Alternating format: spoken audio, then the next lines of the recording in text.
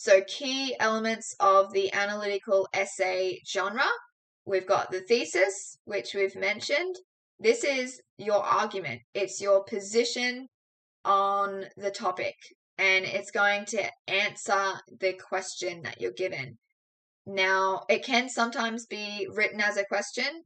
So, to what extent do you agree with some kind of statement that's been made about the text? And sometimes it's not written as a question. So, you can actually reword that to be a question if that helps you with answering it correctly and with directly answering that prompt.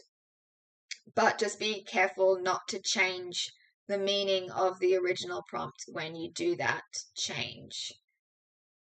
Evidence, of course, it could be in the form of quotes, but it can also be in the form of structural devices, aesthetic features, just understanding the events that are occurring as well. You don't necessarily need the word for word quotes to support your points every time.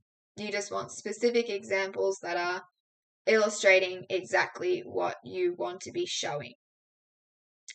Analysis, the thinking that unpacks the evidence to aid in proving your thesis.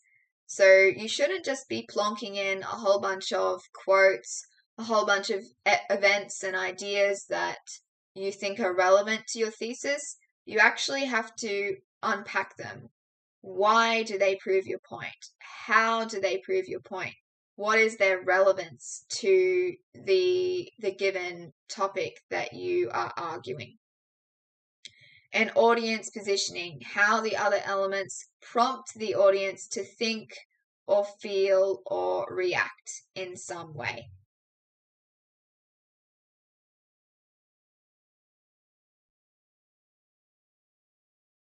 So when you're writing the meat of your essay, so this is the body paragraphs, each of these elements are plugged into a recurring flow. You've got the what, so that's the evidence. The so what does this evidence mean? So how does this position audiences? And so now is where you link back to that thesis. So keep that in mind when you're writing. You need to be having a topic sentence for every body paragraph and a concluding and linking sentence at the end. And in between that, you've got the idea of providing context, introducing the evidence, explaining the evidence, thinking about audience positioning, and linking back to the thesis. So be sure as well to give context to the quote. We should understand who is speaking in the quote. If it's someone speaking, we should understand perhaps who they're speaking to, where it may be in the text, that kind of background information that's important for us to understand the context of the quote.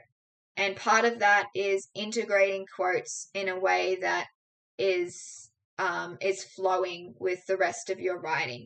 You shouldn't have quotes that are just individual sentences by themselves. They should be integrated into your sentences, so you're introducing them in a way that flows within the sentence.